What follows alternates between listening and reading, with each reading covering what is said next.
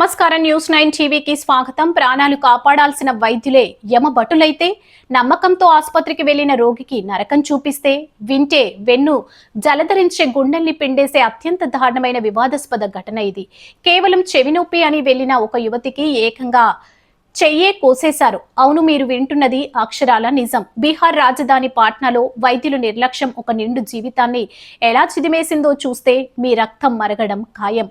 పాట్నాలోని మహావీర్ ఆరోగ్య సంస్థ ఇప్పుడు ఈ పేరు వింటేనే జనం భయంతో వణికిపోతున్నారు. 20 ఏళ్ల రేఖ అనే యువతి చిన్న చెవి నొప్పితో బాధపడుతూ ఆసుపత్రిలో అడుగుపెట్టింది. అప్పుడు ఆమెకు తెలియదు ఆ అడుగే తన జీవితాన్ని శాశ్వతంగా అంధకారంలోకి నెట్టేస్తుందని. చికిత్స పేరుతో ఆసుపత్రిలోని డాక్టర్లు చేసిన అత్యంత దారుణమైన నిర్లక్ష్యం ఇది.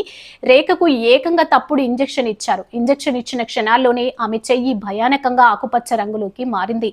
ప్రాణం పోతున్నంత నొప్పితో ఆ యువతి విలవిలలాడుతుంటే డాక్టర్లు మాత్రం అదేం లేదు, తగ్గిపోతుంది అంటూ అత్యంత అమానవీయంగా నిర్లక్ష్యంగా వ్యవహరించారు. నొప్పి భరించలేక ప్రాణభయంతో రేఖ ఎన్నో ఆసుపత్రులు గడప తొక్కింది. చివరికి మేధాంత ఆసుపత్రికి వెళ్ళగా అక్కడి వైద్యులు చెప్పిన నిజం వింటే ఎవరికైనా గుండె ఆగిపోవాల్సిందే.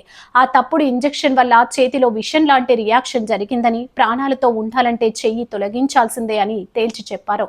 తప్పనిసరి పరిస్థితిలో కన్నీరు మున్నీరుగా మోచేతి పైభాగం వరకు ఆమె తన చేతిని కోల్పోయింది. ఒక్క తప్పుడు ఇంజెక్షన్ ఒక యువతి భవిష్యత్తును బుగ్గిపాలు చేసింది. చెయ్యి కోల్పోవడంతో రేఖకు అప్పటికే కుదిరిన పెళ్లి సంబంధం క్యాన్సిల్ అయింది. కట్టుకున్న కలలన్నీ కళ్ల ముందే కాలి బూడిదయ్యాయి. ఆ మహావీర్ ఆరోగ్యం సంస్థ డాక్టర్ వల్లే నా జీవితం సర్వనాశనం అయిపోయింది అంటూ ఆ యువతి పెడుతున్న శాపనార్థాలు, కన్నీటి రోదనలు చూస్తుంటే వ్యవస్థపై అసహ్యం వేస్తుంది. ఇప్పుడు చెప్పండి, ఇది వైద్యమా లేక కసాయిఖానా? ప్రాణాలు నిలిపాల్సిన డాక్టర్లు ఇలాంటి దారుణాలకు ఒడిగడితే ఇక సామాన్యుడికి దిక్కెవరు? అసలు ఆ మహావీర్ ఆసుపత్రి యాజమాన్యం ఏం చేస్తుంది? ఇంతటి ఘోరానికి కారణమైన ఆ నకిలీ డాక్టర్ల లైసెన్స్లు ఎందుకు రద్దు చేయకూడదు? రేఖకు జరిగిన అన్యాయానికి బాధ్యులెవరు? ఆ యువతి కోల్పోయిన జీవితాన్ని ఎవరైనా తిరిగివ్వగలరా? సమాధానం చెప్పాల్సిన సమయం ఆసన్నమైంది. మరిన్ని అప్డేట్స్ కోసం చూస్తూనే ఉండండి న్యూస్ 9 టీవీ.